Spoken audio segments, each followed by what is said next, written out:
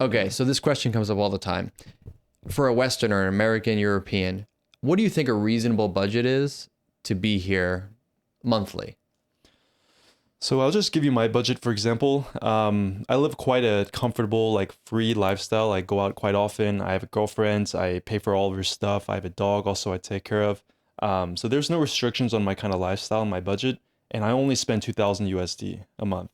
And I feel like if I wanted to be more conservative, I could spend 1500. So anywhere between that amount, you are very, very comfortable. If you want to be like a very budget traveler, you can spend like $1000, but to be honest, with $1000 budget, you're gonna have to live quite far from the main city, or you're gonna have to say no to a lot of things. Like if your foreigner friends want to eat some Western dinner or go out on night, drink some drinks, that's gonna cost like $100, Yeah. What do you think? I want to see if we agree on this. What do you think the biggest expense here is for most Western guys?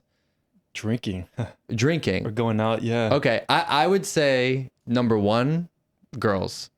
Can be girls. Well, those can kind of be similar related And expenses. number two, drinking. And they're closely related. Very closely at least related. for most people. And I don't even necessarily, I don't mean like bar girls even. I'm not even talking about that. That's a whole other Yeah. thing. I mean like, and it's not the same for everyone, but if you have a girlfriend, if you want to go on dates, if you want to go to a nice restaurant, a Western restaurant here a Western restaurant is not really cheap here. It's similar to what it would be in America, depending, it's not like it's 100 baht to go out for dinner. It's going to cost, depending where you go. Yeah. Yeah. And if you do that every week, if you do that a few times a week, it adds up.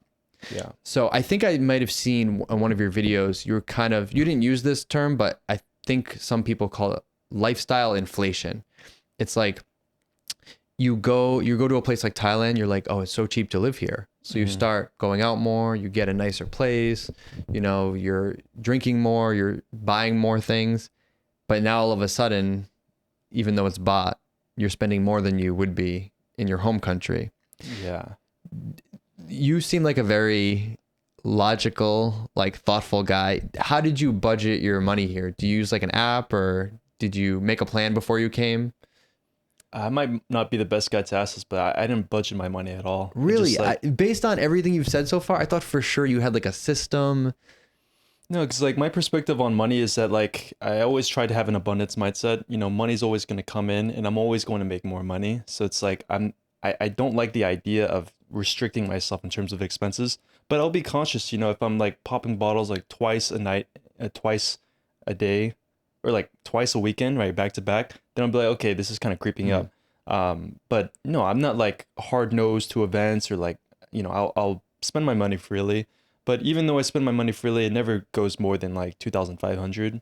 And 2,500 is a lot. Like I have to try to spend that much, Yeah, well, but also it's all relative because I get what you're saying because I think we're on a similar plane, but some people will go through 2,500 in a weekend. If they go to Phuket, they stay at this hotel, they're at this nightclub, they're with this girl for dinner, I actually use I use an app to budget every month. Just again, like you, not so it's like such a hard limit, but I just want to know what I'm spending money on. Actually, what is the app?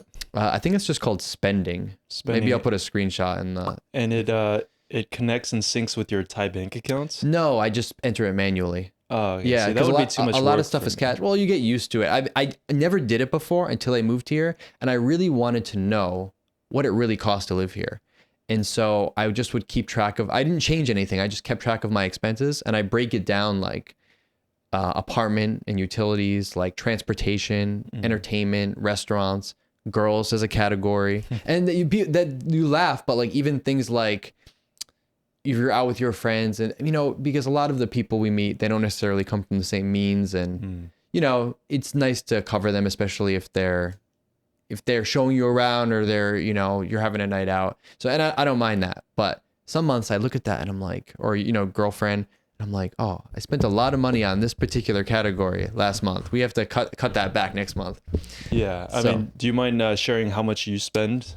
Yeah, I mean, again, it's not like a hard limit or anything, but now like my budget's roughly 3,000 US a month. Okay. But the crazy thing is when I came here, the exchange rate was much different. So now I think today the baht is like 37 or 38 baht to $1. Like 36.5-ish, I think. Yeah, but it's a lot higher than it was a few years ago. And so that can be like a 20% difference. That's a big difference in if you're living here like long term. So that's something to consider. Yeah. If you're living here long term and you get like a 6-month, 1-year contract on your apartment and the exchange rate is good, I would suggest you transfer a bunch of money in, and if you have a Thai bank account or if you can do this, and take advantage of that. Because if the rate changes, then it's like you just lost 20% of your money. Yeah, that's something I probably should think about more too. Like whenever I open my Wise app, I look at the exchange rate. If it's a lot, I'll just try to do like as much as I can. But yeah, that's something to time. Be conscious of like trying to time that perfectly. Yeah, you just mentioned Wise. So I have a Thai bank account. If you can get a Thai bank account, it's great, but it's not super easy to get unless you have a work permit or like a long-term visa.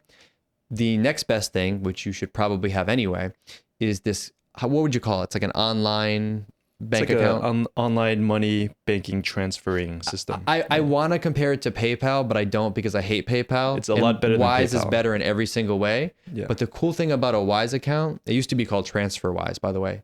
The cool thing about a Wise account is you can have like sub accounts in different currencies.